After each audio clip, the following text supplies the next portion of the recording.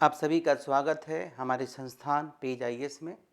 और हमारे कोर्स को ज्वाइन करने के लिए आप गूगल प्ले स्टोर से पंकज इकोनॉमिक्स आर्ट्स को डाउनलोड कर सकते हैं और वहां से जो भी आपको कोर्सेज चाहें आप वहां पे ज्वाइन कर सकते हैं। एक बहुत बड़ी समस्या बहुत जो विद्यार्थी खासकर जो प्रोजेक्ट मैनेजर्स के हैं उसके सामने समस्या है सिलेबस को लेके, क्वेश्चन पैटर्न को लेके। तो आज हम पूरे स्ट्रेटजी बताएंगे और साथ ही साथ पूरे सिलेबस बताऊंगा। ब्रीफ में बताऊंगा, सिलेबस में पूरा डिस्कस करूँगा, पेपर 1 का सिलेबस क्या है और पेपर 2 का सिलेबस क्या है, और साथ में भी डिस्कस करेंगे आप उससे तैयारी कैसे करें, क्योंकि आपके सामने बहुत समय नहीं है लेकिन सिलेबस आपका बहुत ही बड़ा है। तो इस कम समय में आप इस सिलेबस को पूरा कैसे करें, कुछ तकनीक बताएंगे। और अगर हमारे पास जुड़ते हैं तो जाहिर सी बात है सभी का आपको जो है पीडीएफ और आपका मैंने प्रोजेक्ट मैनेजर का क्वेश्चन आंसर फॉर्म में भी आपका जो है कुछ पीडीएफ बनाया है, क्योंकि कम समय में आप अच्छे मार्क्स ला सके। क्योंकि हम आपको सिलेबस बताता हूँ, चलिए अब ले चलता हूँ कि जो शुरुआती आपका सिलेबस है, देखिए आपका जो सिलेबस है यहाँ से मैं काफ़ी बड़ा सिलेबस, इससे पहले जिस व्यक्ति को पीडीएफ चाहिए आप इसे हमसे ले सकते हैं। देखिए ये पेपर 1 है। पेपर 1 में क्या क्या सिलेबस है उसको हम लोग डिस्कस कर लेते हैं पहले, उसके बाद पेपर 2 की बात करेंगे। तो पेपर 1 में जो सिलेबस आपका है कुछ अजीब सा लग रहा होगा देखने में, चूँकि जो बच्चे ऑडिटर की तैयारी कर रहे हैं, जो स्टूडेंट ऑडिटर की तैयारी कर रहे हैं या फिर डबल एओ की तैयारी कर रहे हैं, 67 की तैयारी कर रहे हैं, ये उससे सिलेबस अलग है। आप ये जान लीजिए कि सिलेबस आपका यूपीएससी का है, लेकिन क्वेश्चन पैटर्न बीपीएससी का ही रहेगा ऐसा अनुमान है, लेकिन सिलेबस आपका यूपीएससी का ही मान के चलिए। तो दैट मीन्स कि आपको पूरे एडवांस फॉर्म में चीज़ों को पढ़ना है, वो माइक्रो हो या मैक्रो हो, लेकिन उसको तकनीक बताऊँ कैसे कम समय में करें। चूँकि अगर हम इकोनॉमिक्स ऑप्शनल की सिलेबस सही ढंग से पढ़े और पढ़ाएं तो कम से कम वो 2 साल का पीरियड होता है, जान लीजिए। अगर कोई कहता है कि हम 2 महीना में पढ़ा देंगे तो वो बेवकूफ़ आपको बना रहे हैं, ये इतना आसान आपका नहीं है। लेकिन चलिए अब इकोनॉमिक्स लिए हैं तो उसको हम लोग समझने का प्रयास करते हैं और उसे काम है हम लोग को आसान बनाना। तो सबसे पहला जो यूनिट है आपका advance micro economics. Advance micro economics generally जो माइक्रो इकोनॉमिक्स पढ़ते हैं उससे थोड़ा एडवांस पढ़ना है, और जिन विद्यार्थी का इकोनॉमिक्स बैकग्राउंड नहीं रहा उनको तो शुरू से ही पढ़ना पड़ेगा। तो जो कंज्यूमर बिहेवियर में उन लोग को क्या क्या पढ़ना, देखिए ये आपका है Marshallian and Walrasian approach to price determination. Clear, price determination यहाँ से शुरुआत ही होती है। ये डिस्ट्रीब्यूशन थ्योरी का पार्ट होता है, मतलब जब माइक्रो इकोनॉमिक्स में थ्योरी ऑफ डिस्ट्रीब्यूशन पढ़ते हैं तो ही सभी कुछ यहाँ को देखने को मिलेगा। फिर आपका है अल्ट, ये देखिए यानी ये जो पार्ट है अब है कि सर कहाँ से पढ़ेंगे, ये तो हमारे पास पढ़ेंगे और नहीं तो सेल्फ पढ़ना चाहते हैं तो सेल्फ कहाँ पढ़ेंगे, कहाँ से पढ़ेंगे। तो 2 बुक है इसमें, एक है बनर्जी की माइक्रो इकोनॉमिक्स में मिलेगा, ये माइक्रो इकोनॉमिक्स का पार्ट है। तो ये जो आपको पार्ट मिलेगा बनर्जी साहब की बुक आती है, बनर्जी साहब की बुक आती है वहाँ मिलेगी, और या फिर एडवांस माइक्रो इकोनॉमिक्स है जो कि एच.एल. आहूजा की आती है, एच.एल. आहूजा की आती है। कुछ लोग वेरियन रेफ़र करते हैं लेकिन हम यहाँ पर रेफ़र नहीं करेंगे क्योंकि आपको लिखना है। तो वेरियन का भी 2 बुक्स आती है, एक इंटरमीडिएट्स आती है माइक्रो इकोनॉमिक्स, एक एडवांस माइक्रो इकोनॉमिक्स आती है। तो चूँकि आपको लॉन्ग आंसर लिखना है, थ्योरी फॉर्म में लिखना है, तो आपके लिए बुक्स अच्छी रहेगी, आप पढ़ते हैं तब। या अगर आपके पास मिल जाती है एक और बुक है, बनर्जी साहब की बुक है, एक अलावा इसके अलावा एक और है आर.एन. वर्मा की बुक है, उसमें कुछ पार्ट आपको मिल जाएगा। आर.एन. वर्मा की वो बुक आती है, उसके कुछ पार्ट आपको मिल जाएगा। या फिर फॉरेन राइटर्स की बुक्स पढ़ना चाहते हैं तो कैश एंड फेयर की बुक्स आती है, उसमें भी कुछ आपको मदद मिलेगी। लेकिन हम कहेंगे चूँकि समय कम है तो बहुत किताब पे नहीं जाएं, जो एक जगह आपको मिल जाए वहीं पे आप पढ़ें। तो माइक्रो इकोनॉमिक्स का पार्ट है। देखिए सेकेंड है आपको माइक्रो इकोनॉमिक्स में alternative distribution theory. Distribution theory तो हम लोग पढ़ते ही हैं, अब उसका अल्टरनेटिव डिस्ट्रीब्यूशन थ्योरी रिकार्डो का, काल्डर का और काल्केकी का। यानी कि बेसिकली जब आप इस तरह का ये सब टॉपिक, अगर कोई विद्यार्थी ऐसे हैं जो आगे फ्यूचर में नेट क्वालिफाई करना है, पीएचडी करने को सोचे हैं या प्रोफेसर बनने को सोचे, अगर एक सिलेबस को पूरे अच्छे तरीके से पढ़ लेते हैं तो दोबारा आपको उन सभी चीज़ों के लिए पढ़ना आपको नहीं है। तो जैसे थ्योरी ऑफ डिस्ट्रीब्यूशन में हम लोग पढ़ते हैं theory of rent, theory of ways, theory of interest and theory of profit. तो उसका ये जो बाद में जो इम्प्रूवमेंट किया गया उन सभी चीज़ों को आपको पढ़ना है इसमें। ये भी आपको माइक्रो इकोनॉमिक्स है, ये भी सेम बुक में आपको मिल जाएगा, आसान तरीके से मिल जाएगा। उसके बाद आइए हम लोग मार्केट है, मार्केट स्ट्रक्चर, मोनोपोलिस्टिक कंपटीशन, डिओपोली और लिगोपोली। तो ये तो आपको ऑडिटर में भी पढ़ना है ना, ये आपका ऑडिटर में भी पढ़ना है। ऑडिटर में आपको क्या क्या पढ़ना था, तो ऑडिटर में आपको देखिए पढ़ना है परफेक्ट कंपटीशन पढ़ना है, मोनोपोली पढ़ना है, परफेक्ट कंपटीशन है, मोनोपोली है, मोनोपोलिस्टिक कंपटीशन भी है ना। और उसमें डिओपोली से क्वेश्चन नहीं पूछा, ओलिगोपोली से एक बार क्वेश्चन पूछा है। डैट मीन्स कि लेकिन इसको भी समझने के लिए आपको इसी राह से गुजरना होगा कि आपको perfect competition, monopoly, monopolistic competition, डिओपोली, oligopoly सभी को सेम तरीके से आपको रास्ते से गुजरना होगा। लेकिन थोड़ा सा इसमें एडवांस है, लेकिन ध्यान रखें इसमें क्वेश्चन आंसर कैसे लिखेंगे, क्योंकि अगर आप बुक्स देखते हैं तो बुक्स देखने के बाद आपको डर लगता है कि हम तैयारी कैसे करेंगे, है ना। तो मैं बता दूं, अगर सिस्टमेटिक तैयारी करते हैं तो यह राह आपका आसान हो जाएगा। चलिए मैं और आगे बात करता हूं। नेक्स्ट है आपका मॉडर्न वेलफेयर। ये तो पूरा का पूरा आपको एच.एल. आहूजा के बुक्स में आपको मिल जाता आसान तरीके से, एडवांस माइक्रो इकोनॉमिक्स की बुक है। क्योंकि कुछ लोग इन बुक को बहुत ही फालतू समझते हैं, लेकिन हमें लगता है कि जो आंसर फॉर्म में जो आपको लिखना है उसमें से आसानी से कर सकते हैं। यानी कि जो वेलफेयर इकोनॉमिक्स कहते हैं, सामान्यतः जो बीए में पढ़ना होता है उसमें वेलफेयर इकोनॉमिक्स नहीं पढ़ना है, लेकिन दिल्ली यूनिवर्सिटी के सिलेबस से भी पटना यूनिवर्सिटी के सिलेबस में ये पार्ट आपको पढ़ना है। अगर कोई विद्यार्थी वैसे हैं जिन्होंने पटना विश्वविद्यालय से बीए किया है तो उसको ये सभी आप पढ़े होंगे, वहाँ बीए पार्ट 2 में इन सभी चीज़ों को पढ़ना होता है। मॉडर्न वेलफेयर क्राइटेरिया, उसमें आपको जो है पैरेटो है, पैरेटो ऑप्टिमलिटी कहते हैं जिसको, सीटोवैस्की है, एरो इम्पोलिटी थ्योरम है, ये भी पढ़े होंगे। और आपका जो है AK. Sen social welfare function पढ़े होंगे। या जो पटना विश्वविद्यालय से पीजी किए हैं उनको भी ये पढ़ना है। तो आप जो है, ये तो सामान्य बुक है, भारतीय इंडियन राइटर्स की बुक है। इसके अलावा और भी बहुत सारे बुक्स हैं जो अगर आपको अच्छा लगता है, जहाँ से आप पढ़े हैं तो वहाँ से उठा सकते हैं। लेकिन ध्यान रखिए, आपको आंसर लिखना है तो आंसर लिखने के लिए आपको जो थ्योरेटिकल पार्ट है आपको करना ही पड़ेगा। क्लियर। और चलिए हम लोग आगे बढ़ते हैं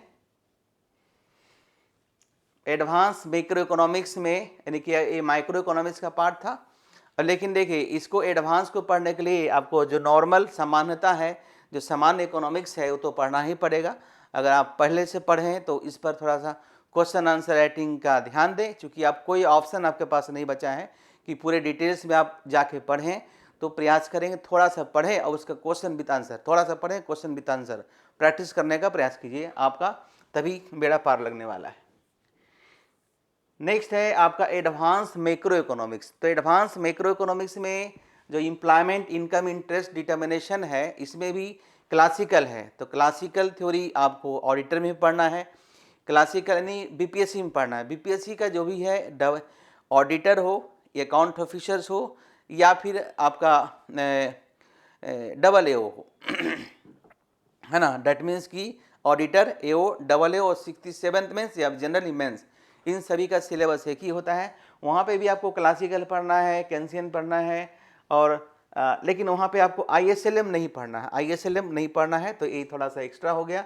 हालांकि इसके लिए थ्योरेटिकल पार्ट है। तो ये जो है ना, ये आपका पार्ट, ये आपका जो है कहेंगे सर किस बुक में है, तो ये तो है कुछ पार्ट केन्स के, यानी कि केन्स की जो मैक्रो इकोनॉमिक्स की बुक आती है उसमें आपको मिल जाएगा, या फिर आपका जो है मैनक्यू के बुक्स अगर आपके पास है तो इंग्लिश मीडियम है तो वहाँ पे मिल जाएगा, या फिर आर.एन. वर्मा की किताब में आपको पूरा का पूरा मिल जाएगा, है ना। आर.एन. वर्मा के बुक्स में आपको पूरा का पूरा ये आपको मिल जाएगा, सब मिल जाएगा, यानी कि आईएसएलएम भी मिल जाएगा। या अगर आप दिल्ली विश्वविद्यालय के विद्यार्थी हैं तो दीपाश्री की बुक्स आती है, उस बुक्स में पूरे यानी कि वॉल्यूम वाइज है ना करके दिया हुआ है, तो वहाँ से भी आप उसमें थ्योरेटिकल पार्ट अच्छा से दिया हुआ है, अच्छे से समझाया भी गया है, तो आप वहाँ से इस पार्ट को आसानी से कर सकते हैं। क्लियर। यानी कि पूरा का पूरा जो है ये आपका दिल्ली विश्वविद्यालय का सिलेबस है। दिल्ली विश्वविद्यालय से यदि आपने बीए किया है या पटना विश्वविद्यालय से बीए किया है तो पटना विश्वविद्यालय के बीए पार्ट 2 में भी आपको ये सारी चीज़ पढ़ना है। Neo classical synthesis, that means कि एक होता है आईएसएलएम मॉडल, एक होता है मुंडल फ्लेमिंग मॉडल। तो पढ़ना क्या है बता दूं, क्लासिकल थ्योरी ऑफ इंटरेस्ट, उसी में आपका है आगे फिर लोनेवल फंड थ्योरी, उसके बाद केंसियन थ्योरी ऑफ इंटरेस्ट, है ना, उसके बाद आपको ISLA मॉडल, और उसके बाद आपका है मुंडल फ्लेमिंग मॉडल, है ना। ओवर शूटिंग मॉडल भी है, लेकिन उससे क्वेश्चन कम बार पूछा है, लेकिन कम से कम आपको 3-4 चीज़ क्या क्या पढ़ना है बता दूं। पहला है क्लासिकल, दूसरा है केंसियन, तीसरा है ISLM और चौथा है मुंडल फ्लेमिंग। ये 4 मॉडल पढ़ लीजिए तो आपका चारों मॉडल का क्वेश्चन विद आंसर पढ़िए। क्वेश्चन कैसे लिखेंगे, उसका आंसर कैसे लिखेंगे, तब होगा। अब आइए, ये आपका मनी एंड बैंकिंग एक अलग बुक्स होती है, लेकिन सामान्यतः जो आप पढ़ते हैं मनी एंड बैंकिंग किस में पढ़ लेते हैं, तो मनी एंड बैंकिंग आप पढ़ लेते हैं आसान तरीके से माइक्रो इकोनॉमी से पढ़ लेते हैं। लेकिन अगर ये अच्छे से करना चाहते हैं इस लेवल तक का, तो एक बुक्स आती है कल्याणी पब्लिकेशन का, मैं बता दूं, जिस बुक का नाम है R.R. पॉल, राइटर्स हैं। इस बुक का नाम है money and banking, R.R.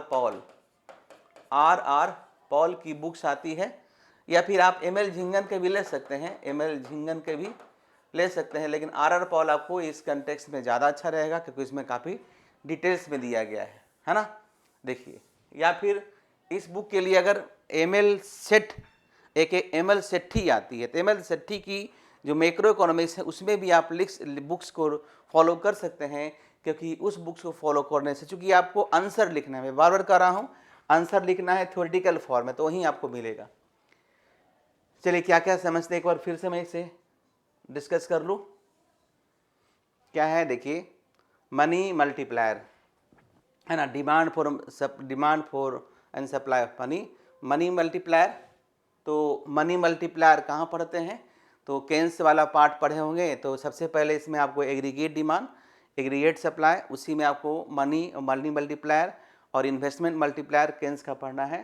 Quantity theory of money features का है, या आप अगर BA किए हैं समानता, अगर आपने BA का कोर्स किया है तो ये पूरे BA में, हर यूनिवर्सिटी के BA में आपको ये सब पढ़ना है, यानी कि इंडिया के किसी भी विश्वविद्यालय से पढ़ते हैं तो money multiplier, quantity theory of money, ये QTM से फेमस है, इंटरव्यू क्वेश्चन है, है ना। उसी में आपका फीचर्स है, ये पीगू है और ये फ्रीडमैन्स है, ये सभी के बारे में आपको करना है। उसके बाद देखिए केन्स का है, Keynesian theory of demand for money, goals and instrument of monetary management of closed and open economy, है ना, relation between the central bank and treasury. तो ये सारा का सारा पार्ट आपको किसी भी बुक्स में, जिस किसी बुक से आपने पढ़ा होगा उस सभी बुक्स में आपको अच्छे तरीके से दिया गया है। जिस किसी भी माने सब जो भी आपको भाषा पे पकड़ है और किसी विश्वविद्यालय से आपने किया होगा, तो इन सभी पार्ट को पढ़ना है। और ये बहुत इंटरेस्टिंग है, बहुत ही आसान है। ये जो पार्ट है बहुत इंटरेस्टिंग है, बहुत ही आपको आसान है, इसलिए इसको करना डिफ़िकल्ट नहीं है। शुरू वाला जो पार्ट थोड़ा सा आपको डिफ़िकल्ट लगता है। इसके बाद आइए, आपको पब्लिक फाइनेंस है, तो पब्लिक फाइनेंस के लिए जो अच्छे से कम समय में तैयारी कर सकते हैं HL भाटिया की बुक्स हैं। एक त्यागी साहब की बुक आती थी, तो त्यागी साहब का बुक अपडेट नहीं हमें लगा, मैंने देखा था, तो अब भाटिया साहब की जो अपडेटेड बुक है 2021 में जो पब्लिश हुआ था, उस बुक से भी आप इसे फॉलो कर सकते हैं। इसमें सभी का सभी चीज़ आपको कवर हो जाएगा, पब्लिक फाइनेंस, है ना, और role in public finance and its role in market economy, यानी कि सरकार की भूमिका क्या है। पब्लिक मतलब क्या, सरकार, फाइनेंस मतलब वित्त, सरकार के वित्त के बारे में पढ़ना है इसमें, कि पैसा कहाँ से आता है, कहाँ जाता है। इसमें सभी तरह के जैसे टैक्सेज होते हैं ना, गवर्नमेंट के टैक्स पढ़ना है, गवर्नमेंट एक्सपेंडिचर पढ़ना है, पब्लिक डेट पढ़ना है, बजट पढ़ना है, इसी में फिजिकल पॉलिसी पढ़ना है ना। और इसके पहले वाला जो पार्ट है उसमें मॉनेटरी पॉलिसी पढ़ना है। 2 चीज़, फिजिकल पॉलिसी और मॉनेटरी पॉलिसी, ये मैक्रो इकोनॉमी के कंटेक्स्ट में पढ़ते हैं। और जब कल होकर आपको इंडियन इकोनॉमी पढ़ना होता है, तो यदि यहाँ पे फिजिकल पॉलिसी और मॉनेटरी पॉलिसी को समझ लेते हैं तो वहाँ पे उस चीज़ को डील करना आसानी होता है। क्यों, क्योंकि फिजिकल पॉलिसी आपको मैक्रो में भी पढ़ना है, और फिजिकल पॉलिसी और मॉनेटरी पॉलिसी इंडियन इकोनॉमी से भी पढ़ना है। क्लियर। तो चलिए आगे हम लोग बढ़ते हैं, और देखिए इसमें सारा कुछ पढ़ना है आपका। क्या क्या पढ़ना है एक बार देख लीजिए। स्टेबलाइजेशन थ्योरी, एक स्टेबलाइजेशन थ्योरी होती है, allocation of resources, distribution of development, sources of government revenue, ये सोर्सेज ऑफ गवर्नमेंट रेवेन्यू किसी भी बुक्स में पढ़ते हैं ना, तो यहीं से आपको शुरुआत मिलता है, घबराए सब मिल जाएगा। क्वेश्चन आंसर भी मैं आपको दूंगा, मैं कुछ क्वेश्चन भी 1-2 दिन में क्वेश्चन मैं आपको बताऊं किस तरह से question. Sources of government revenue, forms of taxes, ये सारी चीज़ें हैं, subsidies, their incidence and effects, है ना। तो ये सारा चैप्टर्स मिलेगा आपको। अब जैसे टैक्स पढ़ते हैं तो टैक्स में डायरेक्ट टैक्स क्या है, इनडायरेक्ट टैक्स क्या है, प्रोग्रेसिव टैक्स क्या है ना, प्रोपोर्शनल टैक्स क्या है, रिग्रेसिव टैक्स क्या है, इस सब का मेरिट और डिमेरिट सबको पढ़ना होता है ना। उसके बाद इंसिडेंस ऑफ टैक्स क्या है, शिफ्टिंग ऑफ टैक्स क्या है, तो सब अलग अलग चैप्टर्स के रूप में आपको बुक्स में मिलता है। और लोन के बारे में पढ़ना है, पब्लिक डेट के बारे में पढ़ना है, और इफेक्ट्स और इसका लिमिट के बारे में पढ़ना है। उसके बाद जो है आपको क्या पढ़ना है, इसी में यानी पब्लिक फाइनेंस में ही आपको पढ़ना है पब्लिक एक्सपेंडिचर, इट्स इफेक्ट, ये सारे चीज़ लगभग हम आपको ये सारे का सारा पार्ट यानी कि पूरा का जो पार्ट है ना पब्लिक फाइनेंस वाला, पूरा जो है ऑडिटर्स में भी आपको पढ़ना, ध्यान रखिए पूरा का पूरा पार्ट आपको ऑडिटर में भी पढ़ना है और AAO में भी पढ़ना है और GS में भी पढ़ना है। यानी कि ये पार्ट काफ़ी आपको अच्छा लगेगा यदि आप करते हैं तो, ठीक है। अब जाते हैं हम लोग इंटरनेशनल इकोनॉमिक्स पे। तो बेसिकली जो हमारा इंटरनेशनल इकोनॉमिक्स है, इस इंटरनेशनल इकोनॉमिक्स में हमें क्या क्या पढ़ना है और आपको कहाँ से पढ़ना है, ये मैं आपको बता दूं। 1 मिनट,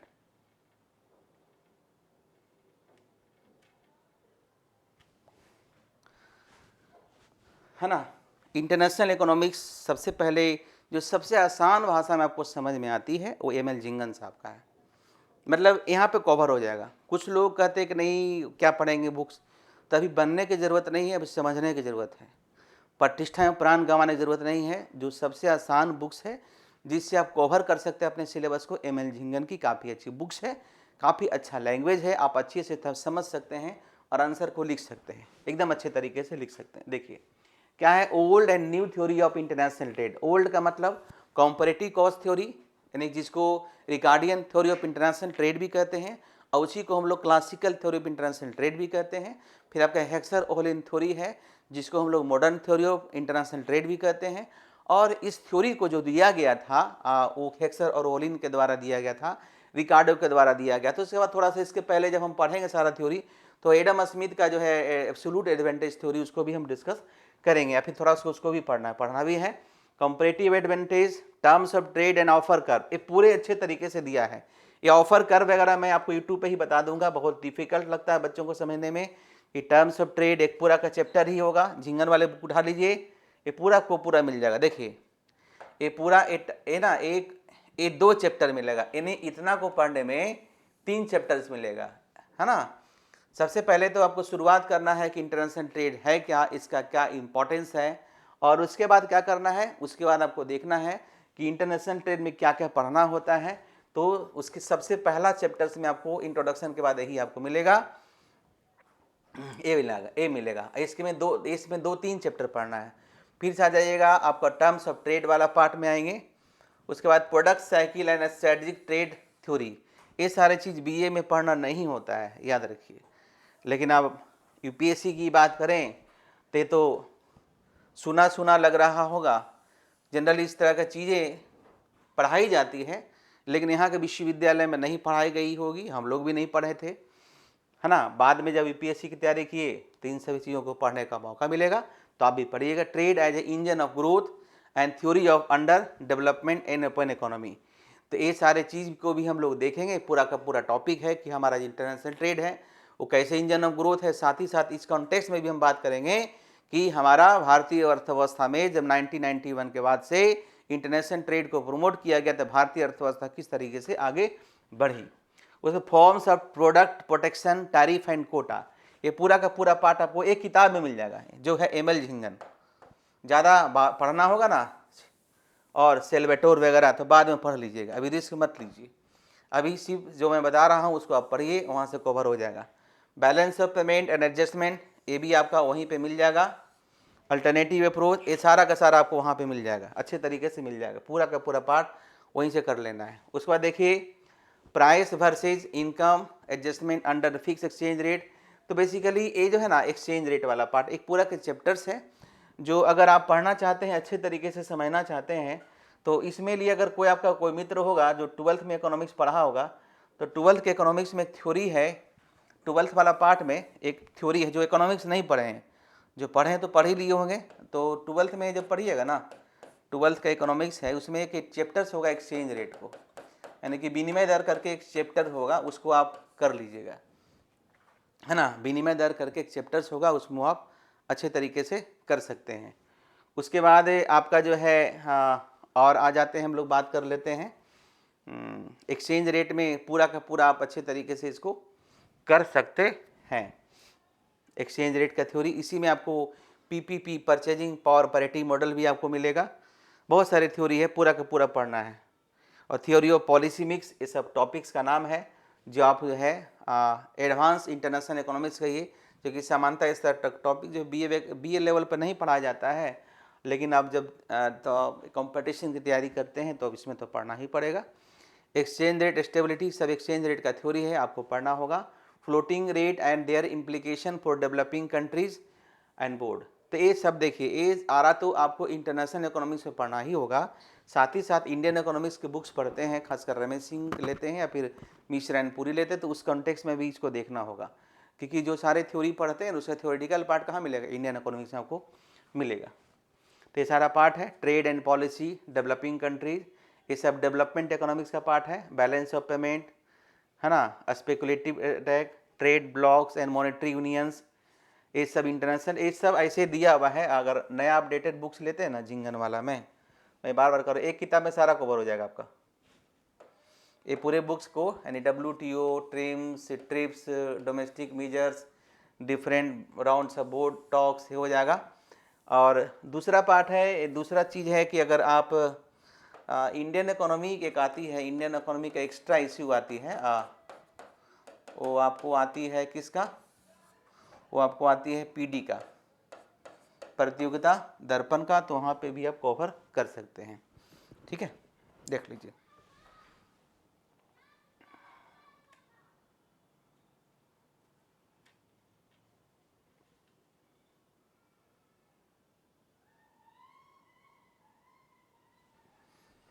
ठीक है, तो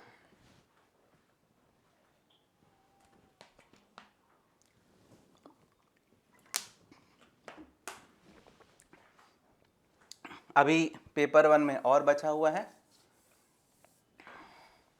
क्योंकि अगर इसे लिख के बताएं ना तो लग जाएगा 2-3 घंटा, इसलिए सिलेबस है, मैं PDF भेज दूंगा जो पढ़ते हैं विद्यार्थी। ग्रोथ एंड डेवलपमेंट की जो बुक्स है, अगर आप ले सकते हैं, तनेजा साहब की बुक्स है, अगर जो पढ़े होंगे टोडायरो वगैरह की तो ठीक है, नहीं तो तनेजा की बुक है जिसमें आपको सारा चीज़ आपको मिल जाता है। हिंदी मीडियम के विद्यार्थी हैं तो ML झिंगन की बुक आती है जिसमें भी आपको सारा कुछ मिलेगा।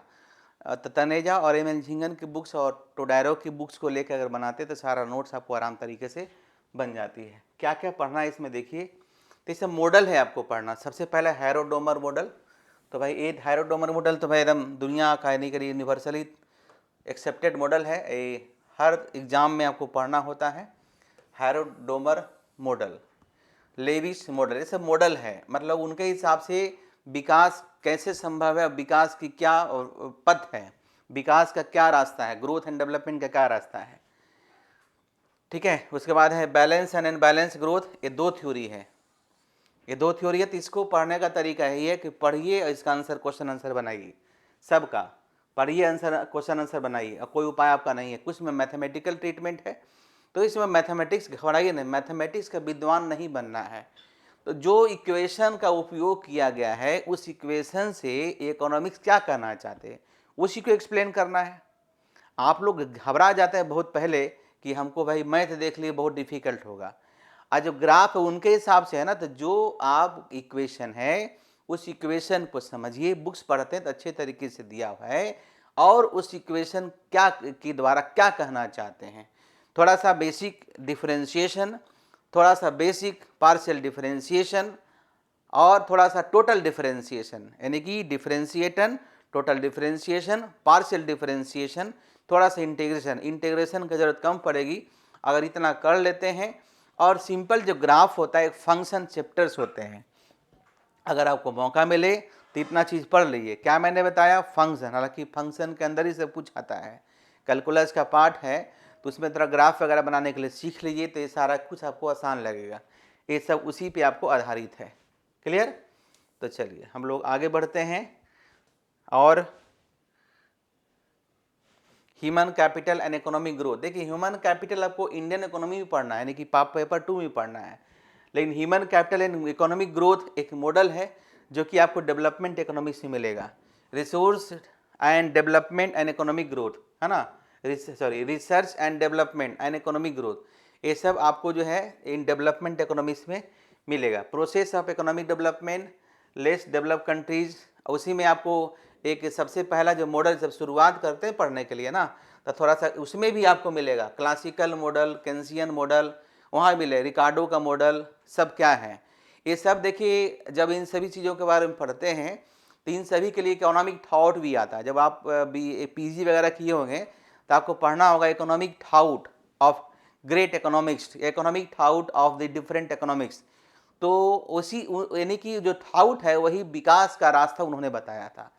तो अगर वक्त है तो हजेला साहब की बुक्स आती है इकोनॉमिक थॉट के, वहाँ से भी कुछ मैटर को उठा सकते हैं, तो आपका आंसर में 4 चांद लग जाएगा अगर आपके अंदर क्षमता है और आपके ऊपर वक्त है तो।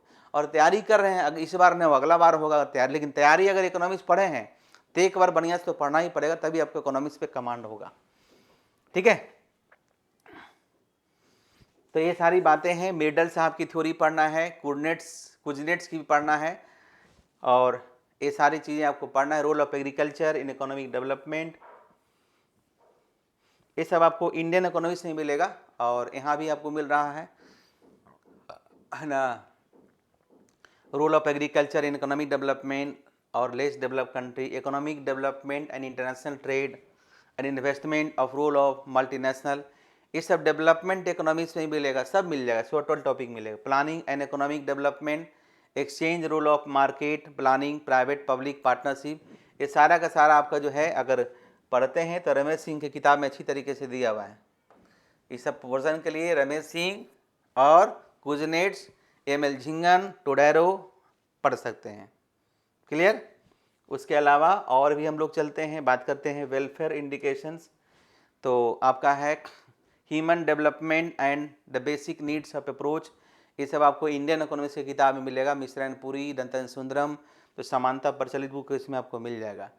उसके बाद देखिए एक टॉपिक है development and environmental sustainability, renewable and non renewable resources, तो कहाँ मिलेगा? अच्छे तरीके से पढ़ना चाहते हैं बचपन की तरह तो कहाँ मिल जाएगा? ये मिल जाएगा 11th वाला किताब में। 11th में जो इकोनॉमिक्स होता है ना, उसमें एक इंडियन इकोनॉमी होगा। तो इंडियन इकोनॉमी में सबसे लास्ट वाला चैप्टर में, लास्ट के यानी कि चैप्टर के पहला जो है वो चैप्टर में आपको इन्वायरमेंटल एंड सस्टेनेबल डेवलपमेंट करके एक चैप्टर वहाँ से पढ़ लीजिएगा। वैसे डेवलपमेंट इकोनॉमिक्स में भी आपको मिल जाएगा, लेकिन वहाँ से अगर एक बार पढ़ लीजिएगा तो क्या होगा, आपको चीज़ों को समझना आसान हो जाएगा। ठीक है, चलिए यहाँ तक समझ गए होंगे। ये पेपर 1 कंप्लीट हुआ, तो मैंने ब्रीफ में इस पेपर 1 को वाइंड अप करने का प्रयास किया। अब चलिए हम लोग बात करते हैं पेपर 2 का।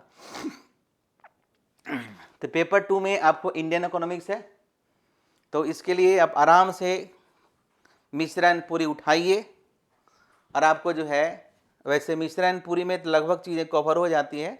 मिश्रा एंड पुरी ले सकते हैं, प्रतियोगिता दर्पण की सहायता से आप इसके क्वेश्चन को हल कर सकते हैं। और इकोनॉमिक सर्वे, यानी इकोनॉमिक सर्वे कंपलसरी है कि इकोनॉमिक सर्वे से करंट डेटा मिल जाएगा, बहुत सारे थ्योरेटिकल पार्ट भी आपको मिल जाएगा। इकोनॉमिक सर्वे हर साल आपको पढ़ना चाहिए, और इकोनॉमिक सर्वे के बारे में मैं बहुत सारा कुछ दिनों में मैं आपको बताने वाला भी हूँ कि अभी जो इस साल के इकोनॉमिक सर्वे में क्या क्या बातें कही गई हैं।